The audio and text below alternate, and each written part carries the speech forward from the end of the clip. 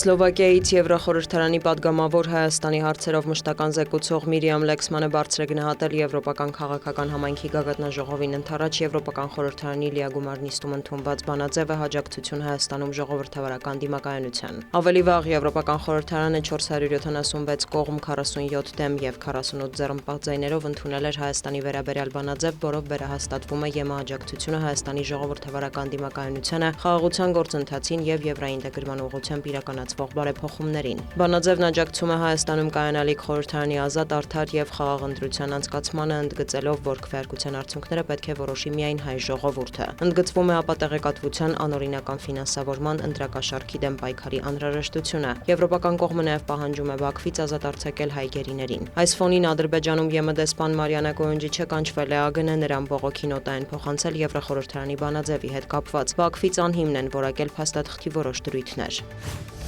Դոնալդ Թրամփը հայտարարել է, որ Թեհրանը հուսահատորեն ցանկանում է գործարք կնքել։ ԱՄՆ նախագահը կրկնել է, դա հնարավոր կլինի, եթե Իրանը հրաժարվի միջուկային զենք ունենալու մտադրությունից։ Նրանք կամ ինքնակամ կտան հարստացված ուրանը, կամ մենք կվերցնենք այն, շեշտել է Սպիտակ տան ղեկավարը։ Թրամփը հավելել է, որ Իսլամական Հանրապետության դեմ ռազմական գործողությունները վերսկսելու անհրաժեշտություն դեռևս չի տեսնում։ Զուգահեռ Իսրայելից չեն բացառում Իրանին հարվածները։ Հրեական պետության պաշտպանության նախարարը հայտարարել է, որ Իրանը վերջին 1 տարում շատ լուրջ վնասներ է կրել։ Հանրապետությունը հետ է մղվել ռազմական և ռազմավարական առումով։ Իսրայելկացի խոսքով Դոնալդ Թրամփը և Բենյամին Նեթանյահուն համակարգում են ջանքերը նախանշված նպատակներին հասնելու համար։ Իրանի նախագահն էլ դատապարտել է երկրի ծովային շրջափակումը։ Մասուդ Փեզեշքյանի խոսքով դա ևս ռազմական գործողություն է մի ազգի դեմ, որը վճարում է իր դիմադրության և անկախության համար, և դա անթույլատրելի է։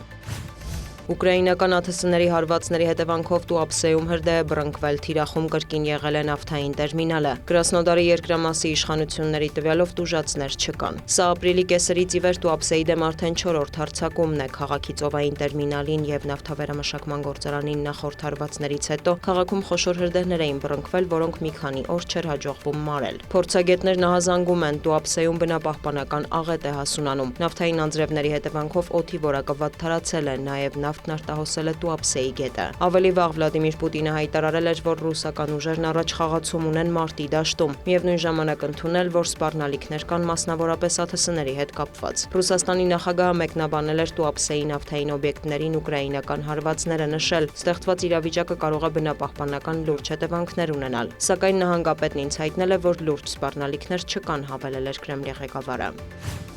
Վոլոդիմիր Զելենսկին մեկնաբանել է մայիսի 9-ի կապակցությամբ հրադադար հաստատելու մասին Մոսկվայի առաջարկը։ Ուկրաինայի նախագահի կարծիքով Ռուսաստանն ուղղակի ցանկանում է հանգիստ ռազմական շքերթ անցկացնել։ Նրա կարծիքով Մոսկվան նաև կարող է փորձել օգտագործել հրադադարը հակառուսական որոշ պատժամիջոցներ չեղարկելու համար։ Ավելի վաղ Վլադիմիր Պուտինը հեռախոսազրույց էր ունեցել Դոնալդ Թրամփի հետ, որի ընթացքում Ռուսաստանի նախագահն առաջարկել էր հաղթանակի օրվա կապակցությամբ հրադադար հաստատել։ Սակայն այնուհետև Կրեմլից հայտարարել էին, որ Պուտինը դեռևս վերջնական որոշում չի կայացրել հրադադարի ժամկետների վերաբերյալ։ Վոլոդիմիր Զելենսկին հայտնել է, որ դեռևս պաշտոնական կամ ոչ պաշտոնական առաջարկ չի ստացել Մոսկվայից կամ Վաշինգտոնից։ Նա հավելել է, որ Կիևը միշտ պատրաստ է դրական արձագանքել հրադադարի առաջարկներին։